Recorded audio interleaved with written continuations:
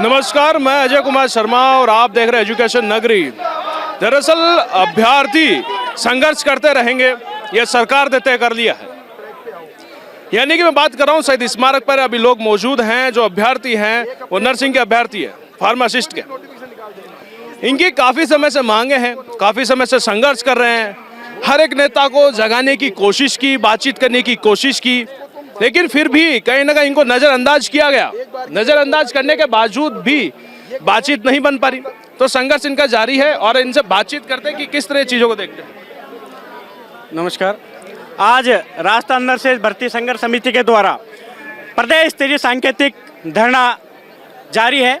हमारी मुख्य मांग है कि आगामी नर्सिंग में पैरामेडिकल, फार्मासिस्ट सभी भर्तियां 10, 20, 30 मेरिट बोनस के माध्यम से हो।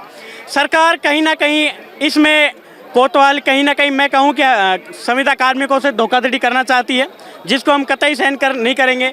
स्वास्थ्य भवन द्वारा एक फाइल चलाई गई है जिसमें एग्ज़ाम की पुष्टि हुई है। हमारे पास पुख्ता सबूत है उस चीज़ के। तो हम सरकार को कहना चाहते हैं, माननीय राजस्थान के भागीरथ जी और हमारे राजा साहब को, कि आप इन कर्मचारियों से जो अल्पभोगी है इनसे अन्याय मत करें। ये वही कर्मचारी है जो कोविड में काम करते हैं, ये वही कर्मचारी है जो एग्जाम संविदा के एग्जाम दे के लगे हैं। ये कोई फर्जी कर्मचारी नहीं है। तो हम आपसे मांग करते हैं कि जल्द से जल्द आप मेरिट एवं बोनस की भर्ती करें। अगर आप ये कहते हैं कि एग्जाम की हम भर्तियाँ करेंगे, वो कब करेंगे, तो आप एक टिल डेट एक डेट डिसाइड करें कि उस डेट के बाद हम कोई भी एग्जाम मेरिट प्लस बोनस की भर्तियां नहीं करेंगे। तो हमको वो स्वीकार है, पर जब तक ये एक भी कर्मचारी वंचित रहता है, हमारी मांग जारी रहेगी। अच्छा, मेरा एक और सवाल है आपसे कि आप काफ़ी समय से संघर्ष कर रहे हैं, अब तक आपकी सुनवाई क्यों नहीं हो पा रही? आपकी मांगों को गहनता के साथ क्यों नहीं देखा जा रहा?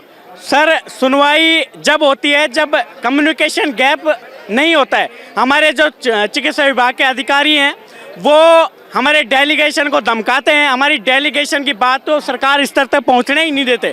हमारी जो ACS मैडम है वो हमारे कर्मचारियों को, हमारे साथियों को ये कहती है कि इनकी या तो रिकॉर्डिंग बनाओ, इनकी फाइल खोल दी जाएगी। हम कहाँ, हमारी मांग, लोकतंत्र है, लोकतंत्र जिंदा है। अभी लोकतंत्र में ये कार्मिक अपनी जायज़ मांग को उठा रही है। ये कोई आतंकवादी नहीं है जो रोज़ यहाँ आके बैठ जाते हैं, ये इन्होंने कोई अपराध किया है। इनकी जायज़ मांगों को लेकर ये मांग कर रहे हैं और ये मांग जब तक जारी रहेगी, जब तक इनका समाधान नहीं हो जाता। अगर आज चिकित्सा मंत्री महोदय के द्वारा कोई लिखित या पुष्ट आश्वासन नहीं मिलता तो ये सभी कार्मिक मुख्यमंत्री आवास की तरफ कूच करेंगे आज।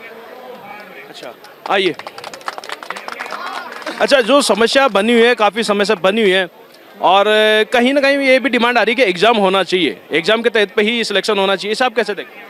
ये कैसे पॉसिबल है जब हम रात दिन नाइट ड्यूटियाँ करते हैं, डे ड्यूटी करते हैं। हम अपने छोटे छोटे बच्चों को छोड़ के ड्यूटियाँ करने जाते हैं। कोविड में भी हमने काम किया है और 3 साल से हम लगातार काम कर रहे हैं। अगर इन्हें ये सब करना था तो इन्हें ये पहले ही कहना चाहिए था। जैसे आगे भर्ती होती आई है वैसे ही ये भर्ती होनी चाहिए, क्योंकि एग्ज़ाम से करने से अब क्या फ़ायदा है, हमारा क्या होगा। हमने तो 7,000 में नौकरी करी है ना, और हमने इतना टाइम दिया है हॉस्पिटल को, तो हम तो हमारे साथ न्याय मांगते। आपको जो भी करना है आप सरकार आगे रखे कि हम आगे आने वाले के लिए हम संतुष्ट हैं। आगे से वो कह दे कि एग्जाम से भर्ती होगी तो इसके लिए हम पूर्ण रूप से तैयार हैं। पर ये वाली भर्ती तो बोनस से, मेरिट प्लस बोनस से ही होनी चाहिए, क्योंकि इसमें कई लोग ऐसे हैं जिनकी काम करते करते 8-8, 10-10 साल हो गए, उनकी एज भी निकल गई है। अब वो कहाँ जाकर एग्जाम देंगे? क्या ये पढ़ाइयाँ वापस हो पाएगी? नहीं हो सकती है। और ये सब जो कोचिंग वाले हैं उनकी धांधली चल रही है, उनके कोचिंग बंद हो गए थे तो वो यही सोच रहे हैं ये क्या जो हम काम करते हैं टेक्निकल, क्या ये परीक्षा नहीं है? ये 3 साल से हम काम कर रहे हैं, ये परीक्षा ही है हमारी जो हम 3 साल से परीक्षा दे रहे हैं। 5 साल में, 7 साल में जाके हम परमानेंट होते हैं। तो हम कभी शिकायत नहीं करते कि हमें 3 साल होते ही परमानेंट किया जाए, बल्कि हम अगर सरकार मानती है तो ठीक है, अगर सरकार नहीं मानेगी तो ये धरना अनिश्चितकालीन होएगा। और हम आज ही चिकित्सा मंत्री जी के यहाँ जाकर हमारी जो मांगे हैं उनको रखेंगे। और भी लोग यहाँ मौजूद हैं, उनसे बातचीत करते हैं। जी, इधर नहीं, इधर बोलो। क्या समस्या है, किन चीज़ों को लेके आज आप यहाँ मौजूद हैं? हमारी मांगे यही है कि हमारी 10, 20, 30 के बोनस अंक पर भर्ती होनी चाहिए। हम इसीलिए ये अनिश्चितकालीन धरना दे रहे हैं। बस। हाँ सर, बस हम सरकार से ये कहना चाहते हैं कि हम सुनवाई के लिए जाए कहाँ। हम मंत्रियों के यहाँ भी चले गए, हम गायत्री देवी के यहाँ भी गए, हम सब जगह हम देखे गए। हमें आखिरी पड़ाव हमारा यहाँ पर आकर के रुका है। हमारी कोई सुनने को तैयार नहीं है। आखिर हमारी नहीं सुनने की वजह क्या है? सरकार ने निकाल दिया कि लिखित परीक्षा दो। लिखित परीक्षा कहाँ से देंगे? हम 5-5 साल से गवर्नमेंट को सेवाएं दे रहे हैं, तो 5 साल पहले निकालना चाहिए था ना गवर्नमेंट को। हम भी अपने तैयारी से अपना पाते गवर्नमेंट के अंदर। हम पढ़ लिख करके तो आए, RNC कंप्लीट करके हम लोग यहाँ हम अनपढ़ नहीं है, जिससे सरकार ये कह रही है पढ़ाई करो। पढ़ाई किस क्यों करेंगे? हम पढ़ लिख करके तो हम लोग गवर्नमेंट में आए।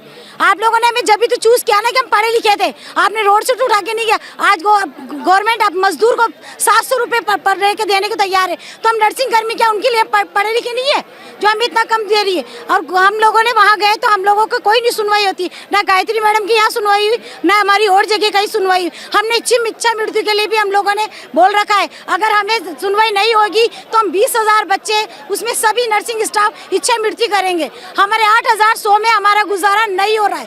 गवर्नमेंट को सुनना चाहिए। चिकित्सा मंत्री और मंत्री तक तो हमारी बात जा ही नहीं पा रही, क्योंकि बीच में उनके ऐसे अधिकारी हैं चापलूस है, वो हमारी बात को दबा देते हैं।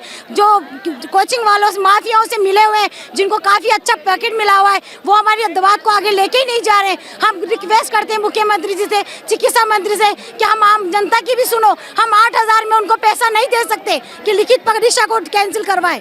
हम तो हमारी सेवा जो देनी थी हम अभी भी दे रहे हैं, हम आगे भी देंगे और इससे बेटर और दे सकते हैं। लेकिन हम मुख्यमंत्री जी से और चिकित्सा मंत्री से यही कहना चाहते हैं कि अब हमारा टाइम आ चुका है, प्लीज़ हमें अब तो हमारी सुन लो। हमारी सुनने वाले के लिए कोई नहीं है। हम छोटे छोटे बच्चों को छोड़ के हम लोग नौकरी पे आते हैं, हमारे परिवार के हमारे 100 ताने हमें सुनने को मिलते हैं। हम ससुराल बिहार की सबकी परेशानी को देखते हम नौकरी दे रहे हैं, हम अच्छी से अच्छी सेवा दे रहे हैं। मॉर्निंग इवनिंग नाइट हम अपने बच्चों को, अपने पेरेंट्स को, अपने परिवार को, अपने हस्बैंड को, सबको मैनेज करके हम नौकरी कर रहे हैं। तो क्यों सरकार हमारी नहीं सुन रही है? अगर गायत्री देवी अगर माँ है तो हम बच्चों की नहीं सुन रही तो फिर क्या मतलब है? वो भी एक माँ है, उनके भी बच्चे होंगे। आज उनको देखना चाहिए। आज हजारों बच्चे रो रहे हैं एक जॉब के लिए, उनकी खाली एक साइन के लिए रो रहे हैं। हम लोग क्यों चाहती हैं? हम कहते हैं ठेका पड़ता बंद करो, लेकिन कम से कम जो हम लोग हैं हमें तो नियमितीकरण करो। हम 5 साल 6 साल से उनको सेवाएं दे रहे हैं, हमारे हक में तो फैसला सुनो पहले, फिर आपकी जो भी आगे आपकी सेवाएं वो करते रहना, आगे जो फैसला करना है करना। लेकिन हमें जब तक हम लोग यहाँ से नहीं उठेंगे, जब तक हम लोगों को परमानेंट नहीं किया जाएगा, और हम लोग इच्छा मृत्यु के लिए हम लोग 4 दिन से गुहार लगा रहे हैं, या तो हमें गवर्नमेंट परमिशन दे इच्छा मृत्यु, लेकिन नहीं तो हम यहाँ पर इच्छा मृत्यु हम खुद अपने आप को खत्म कर लेंगे, और उसकी जिम्मेदार राजस्थान गवर्नमेंट होगी। हमने मुख्यमंत्री तक और चिकित्सा मंत्री तक यही बात पहुंचाना चाहते हैं बस। मेरा एक और सवाल है, आपकी मांगे हैं, लेकिन कई अभ्यर्थी हैं जो पढ़ाई कर रहे हैं, वो लगना चाहते हैं, वो भी अपनी समस्या में फंसे हुए हैं। एक आप अपनी समस्या में फंसे हैं, वो अपनी समस्या में फंसे हैं। इस समस्या का निवारण किस तरह आप देख सकते हैं? देखिए सर, उनके पास टाइम है, उनको कोचिंग करने का टाइम है, वो स्टूडेंट है, अभी स्टूडेंट लाइफ है। हम 40 साल की उम्र में बच्चों को जहाँ हमारे 10वीं में एग्जाम दे रहा है, उसके माँ बाप क्या पढ़ाई करने बैठेंगे? अब आप खुद सोचो, हम इतनी उम्र में जाके अब एग्जाम, स्टूडेंट है, उनको कोचिंग कर सकते हैं, वो स्कूल में पढ़ सकते हैं, कहीं भी जाके अपना पढ़ाई का टाइम दे सकते हैं। हम लोग नहीं दे सकते। हमारे परिवार को संभालना, इतनी सी सैलरी के अंदर नौकरी करना, उसके बाद पढ़ाई करना पॉसिबल नहीं है। हमें तो सिर्फ 10, 20, 30 मेरिट प्लस बोनस से ही बढ़ती चाहिए। आपकी बताइए कितने समय से आप सेवा दे रहे हैं और कहाँ से आपने पास आउट हुए? मैं पास आउट राजस्थान से, RNC कंप्लीट है मेरी, और मैं यहीं से सेवा दे रही हूँ, महिला चिकित्सालय सांगानेर गेट से। 5 साल से सेवाएं दे रही हूँ मैं उनको। मैं कोरोना के टाइम से सेवा दे रही हूँ। और भी लोग यहाँ मौजूद है, बड़ी संख्या में मौजूद है, और भी अभ्यर्थी हैं जिनकी समस्याएं हैं कि मेरिट बोनस अंक के आधार पर उनका फाइनल सिलेक्शन होना चाहिए। और भी लोग यहाँ मौजूद है, उनसे बातचीत करते। जी, आज आप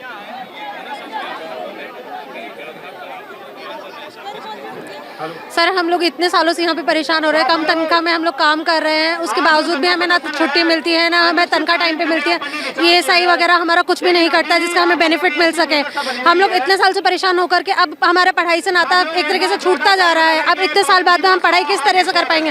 कोई यहाँ पे 30 साल का है, कोई 35 साल का है, कोई अपने बाल बच्चों को छोड़ के, कोई अपने घर परिवार को छोड़ के यहाँ पे ठेका कर्मी में आकर के काम कर रहे हैं। वो लोग कैसे अपना पढ़ाई कर पाएंगे, घर खर्च संभाल पाएंगे? 7,000 में काम करना वैसे ही मुश्किल होता जा रहा है, साथ में आप पढ़ाई। और फिर यहाँ से हॉस्पिटल से अगर हम छोड़ते हैं तो हॉस्पिटल वाले हमें बोलेंगे कि हम लोग ने मतलब धोखा किया है हॉस्पिटल बीच में छोड़ करके। फिर इस तरह से हम पढ़ाई और जॉब कैसे कंटिन्यू कर सकते हैं दोनों चीज़ का? तो इसलिए जब तक ये 10, 20, 30 के बोनस के आधार पर भर्ती जारी नहीं होती है, तब तक हम लोग सब यहीं बैठे रहने वाले हैं, यहीं धरना करने वाले हैं। तो देखा आपने कि किस तरह की संघर्ष इनका जारी है और ये प्रयास कर रहे हैं। तो बातचीत ये है कि हम बात करें कि अभ्यर्थी लगातार संघर्ष कर रहे हैं और काफ़ी समय से संघर्ष कर रहे हैं। मुख्यतः इनकी मांगों की बात की जाए तो मांग इनकी यही है कि मेरिट और बोनस अंक के आधार पर इनका फाइनल सीट इनको मिल जानी चाहिए, लेकिन सरकार और जो आधिकारिक लोग हैं वो चाहते हैं कि एग्जाम के तहत ये सब कुछ हो। यानी कि एक तरफ संघर्ष एग्जाम के माध्यम से करना जा रहा है और दूसरी तरफ ये अपनी सेवाएं देता है मेरिट बोनस अंक के आधार पर। अब समस्या यहाँ उत्पन्न होती है कि आखिरकार अभ्यर्थी करे तो करे क्या। जो एग्जाम देना चाहता है वो भी फंसा हुआ है, जो एग्जाम नहीं देना चाहता काफी समय से सेवा देता आ रहा है उसकी नियुक्ति में वो भी फंसा हुआ है। देख रहे हैं कि सरकार इन दोनों समस्याओं को किस तरह मैनेज करती है और किस तरह का निर्णय अब सरकार इनके हक में लेती है। ऐसे ही न्यूज के लिए बने रहिए एजुकेशन नगरी न्यूज पर। नमस्कार।